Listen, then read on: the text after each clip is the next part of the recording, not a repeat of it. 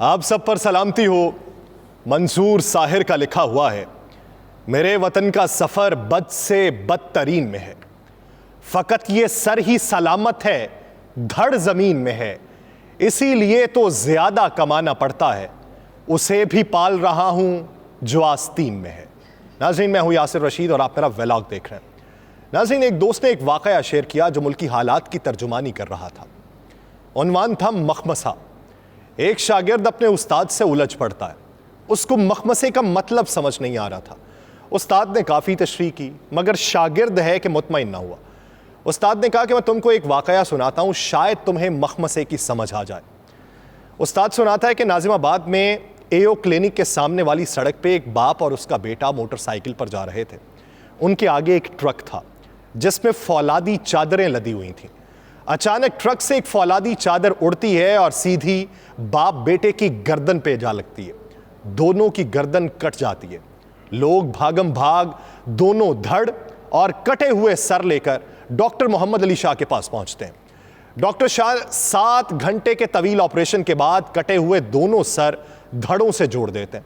दोनों जिंदा बच जाते हैं। 2 माह तक दोनों बाप बेटा इंतहाई निगहदाश्त के वार्ड में रहते हैं। घर वालों को भी मिलने की इजाजत नहीं दी जाती। 2 माह बाद वो घर आते हैं तो एक हंगामा मच जाता है। बाप का सर बेटे के धड़ पर और बेटे का सर बाप के धड़ से लग चुका होता है। शागिर्द मुंह खोले हैरत से वाकया सुन रहा होता है।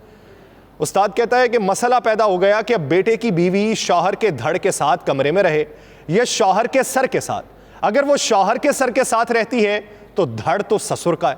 अब क्या होगा? उधर यह कि मां अगर शौहर के सर के साथ रहे तो धड़ बेटे का है, अगर शौहर के धड़ के साथ रहेगी तो सर तो उसके बेटे का है। घर की सूरत हाल इंतहाई कशीदा हो जाती। बेटा अपनी बीवी का हाथ थामना चाहे तो वो नेक बख्त कहती है कि मुझे अब्बा जान के हाथों से शर्म आती। ससुर अपनी बीवी के पास इसलिए नहीं फटकते कि बेटे के धड़ और मां यानी उनकी बीवी में अबदी हुर्मत है। कहीं मोटरसाइकिल पर जाना हो तो एक परेशानी यह है कि बहू शौहर के धड़ के साथ बैठे या ससुर के सर के साथ। इसी तरह उनकी जिंदगी अजीरन हो जाती है, तमाम मामूलात ठप हो जाते हैं। ऐसे में कोई मशवरा देता है कि यूं किया जाए कि दोनों अपनी अपनी मनकूहा को तलाक दे दें और असर नौ निकाह कर लें ताकि धड़ हलाल हो जाए। शागिर्द पूरी तवज्जो से सुन रहा था और बहुत परेशान था कि अब क्या होगा। तुम अब बताओ कि अगर लड़के की मां तलाक ले तो किससे ले? बेटे के धड़ से ले या शौहर के सर से ले? उधर बहू के साथ भी यही मसला है, शौहर के सर से तलाक ले या ससुर के धड़ से ले। अब तुम बताओ कि क्या किया जाए? शागिर्द बोला, उस्ताद जी मेरा तो दिमाग बंद हो गया, मुझे कुछ समझ नहीं आ रहा कि क्या किया जाए। उस्ताद बोलते हैं, बेटा बस ये जो तुम्हारी कैफियत है ना, इसे ही मखमसा कहते हैं। हमारी हुकूमत भी इन्हीं हालात का शिकार है। उसका सर जमहूर का है, धड़ स्टैब्लिशमेंट का लगाया हुआ है। सर अलग कर ले तो मुसीबत, धड़ अलग कर ले तो मुसीबत। गोया मौजूदा सूरत हाल मखमसे का शिकार हो चुकी है। और इसी मखमसे के तनाजुर में आलमी मालियाती इदारे ने बिजली बिल्स में रिलीफ की सूरत में टैक्स वसूलियों से मुतल्लिक सवालात पूछ लिए।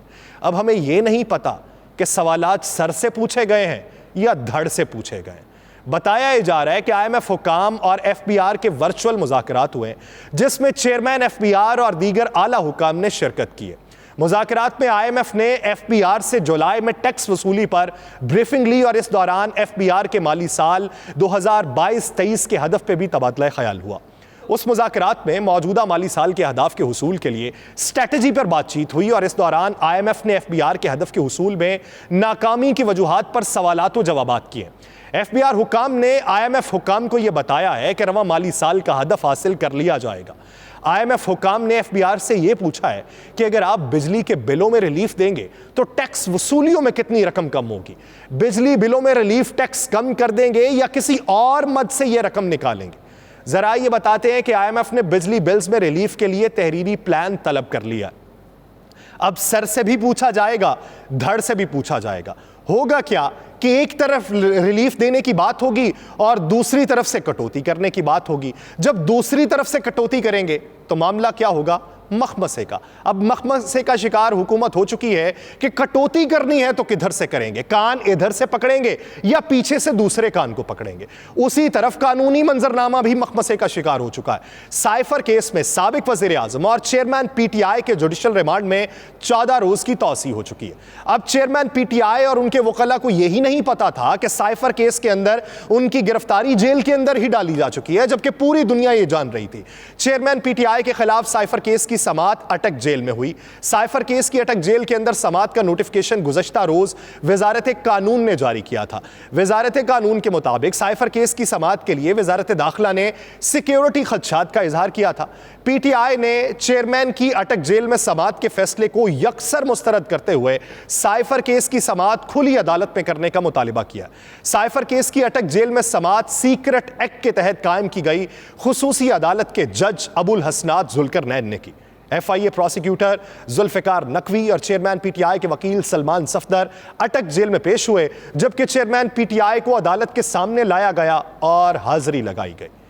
चेयरमैन पीटीआई के वकील सलमान सफदर ने जेल ट्रायल का नोटिफिकेशन गैर कानूनी और कलअदम करार देने की दरखास्त दायर की और चेयरमैन पीटीआई की दरखास्त जमानत बादस गिरफ्तारी दायर की और जमानत मंजूर करने की इस्तदा की।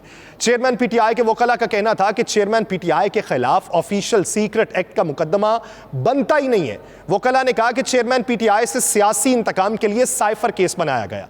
जरा ये बताते हैं कि अदालत ने चेयरमैन पीटीआई की दरखास्त से जमानत बादस गिरफ्तारी पर फरीकैन को नोटिस जारी करते हुए 2 सितंबर को जवाब तलब कर लिया और FIA के स्पेशल प्रोसिक्यूटर और पीटीआई वकला दरखास्त जमानत पर दलाइल देंगे। अदालत ने हाजिरी लगाने के बाद चेयरमैन पीटीआई के जुडिशल रिमांड में 14 दिन की तौसी कर दी है। चेयरमैन पीटीआई की 5 कानूनी टीम साइफर केस की समाअत के लिए अटक जेल पहुंची। पीटीआई के नईम पंजोथा, सलमान सफदर, इंतजार पंजोथा, अली एजाज बुटर और उमैर नियाजी उस कानूनी टीम के अंदर शामिल थे। पुलिस ने पीटीआई की कानूनी टीम को अटक जेल के अंदर जाने से रोक दिया और कहा कि लीगल टीम का कोई एक फर्द अंदर जा सकता है, लेकिन बाद में पीटीआई की कानूनी टीम इस बात पर मुसर रही कि पूरी लीगल टीम को अटक जेल जाने की इजाजत दी जाए। बाद में जेल सुपरिटेंडेंट से मुलाकात के बाद पीटीआई की कानूनी टीम को अटक जेल में जाने की इजाजत मिल गई। अब उस साइफर केस को भरपूर तरीके से आगे बढ़ाने के लिए हुकूमत भी कमर कस चुकी है। अब हुकूमत में धड़ ने कमर कसी है या सर ने कसी है, इस बात का इदराक नहीं हो पा रहा। वजारत कानून की जानिब से खुसूसी तौर पर तयनात FIA के 3 स्पेशल प्रोसिक्यूटर, सीनियर कानूनदान शाह खावर, जुल्फिकार अब्बास नकवी और राजा रिजवान अब्बासी साइफर केस की पैरवी करेंगे। शाह खावर और Zulfiqar Abbas Naqvi official secret act खुसूसी अदालत पहुंचे। शाह महमूद कुरैशी की पेशी के दौरान केसेस के दौरान कमरा अदालत में वो मौजूद रहे। चेयरमैन पीटीआई के साइफर मुकदमे में गिरफ्तारी के खिलाफ जमानत की दरखास्त पर समाअत 2 सितंबर को होगी।